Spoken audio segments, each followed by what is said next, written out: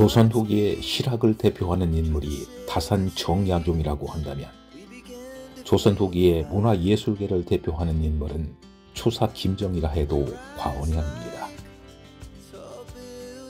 영정조시대 조선 후기 문화의 르네상스라고 일컬어지는 이른바 진경 문화를 이끌던 세력 중심에 추사라는 인물이 자리잡고 있습니다.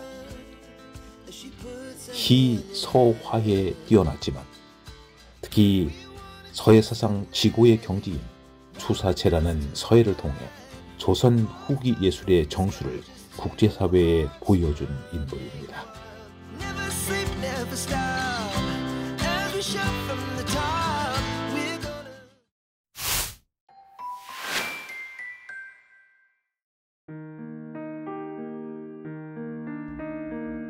추사고택은 추사의 증조부이며 영조대왕의 부마인 월성위 김한신이 1700년대 중반에 건립한 53칸 규모의 양반 대가집으로 추사 선생이 태어나서 성장한 곳입니다. 추사고택은 건물 전체가 동서로 길게 배치되어 있는데 대문채와 사랑채, 안채, 사당채가 있습니다. 선생님이 태어나시던 해에 한양의 천연두가 창궐해서 선생님이 여기서 태어나신 거예요. 그래서 여기를 선생님 호를 따라서 추사고택이 된 거예요. 1976년에 고택 복원 사업을 통해서 여기가 복원된 거예요. 그래서 그때 복원할 때 이렇게 다시 지어진 거고, 처음에는 53칸이었지만 원래는 묵간채도 원래 5칸이었거든요. 근데 복원하면서 이렇게 3칸으로 줄고 많이 이렇게 줄어든 상태로 복원이 됐어요.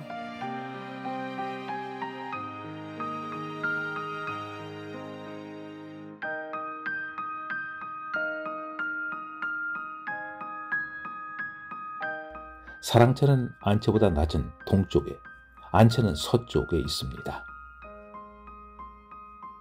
사랑채는 남자 주인이 머물면서 손님을 맞이했던 생활공간인데 기역자형으로 남향으로 되어 있습니다.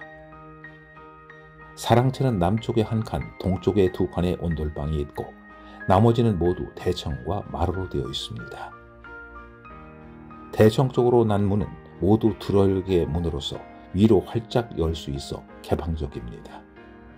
손님을 접대하고 문화적인 유의를 즐길 수 있는 곳인 사랑채의 특성이 잘 살아있는 구조입니다.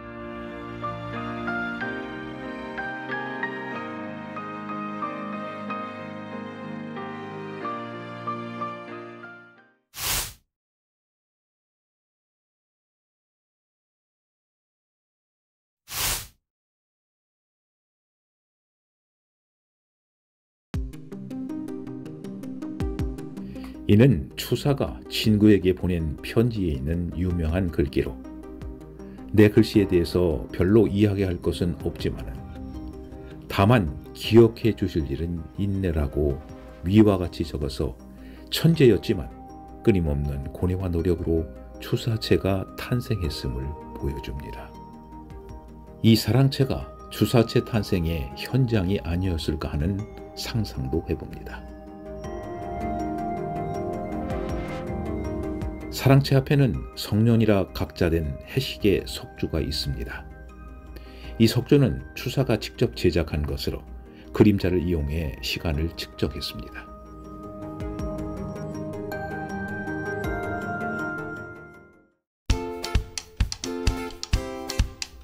안채에는 6칸 대청과 2칸의 안방과 건너방이 있고 부엌과 안댐은 광등을 갖춘 미음자형 구조입니다. 안방과 건넌방에는 각각 트인 마루가 있고 부엌 천장은 다락으로 되어 있으며 안방과 건넌방 사이에 6칸 대청은 그리 흔치 않은 규모입니다.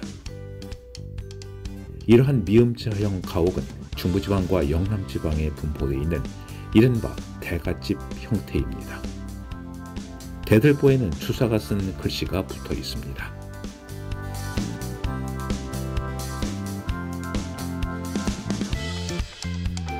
특이한 것은 안채 내의 부엌은 난방용으로만 쓰이고 요리를 위한 부엌은 따로 두었는데 이는 왕실 주택 구조로서 추사의 증조무로 왕실 사람인 화순옹조가 살았던 곳이기 때문이라고 합니다.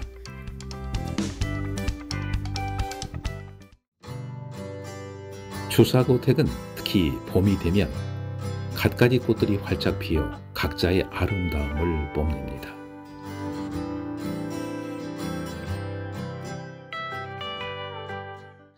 봄이 제일 그래도 꽃이 굉장히 다양하게 많이 피어요. 그러니까 수서나 그다음에 이 목단은 굉장히 희귀한 거잖아. 잘 못 보는데 이것도 있고 그다음에 자목련도 있고 봄이 제일 예쁘고요. 추사 선생은 북학파인 박제가의 제자로 실사구시에 입학한 학문을 연구했습니다. 구문화체계를 탈피해 흰 지식의 기수로서 새로운 학문과 사상을 받아들인 실학자인 동시에 선각자였습니다. 북한산 비봉에 있는 비석이 진흥왕 순수비임을 고증하기도 했습니다.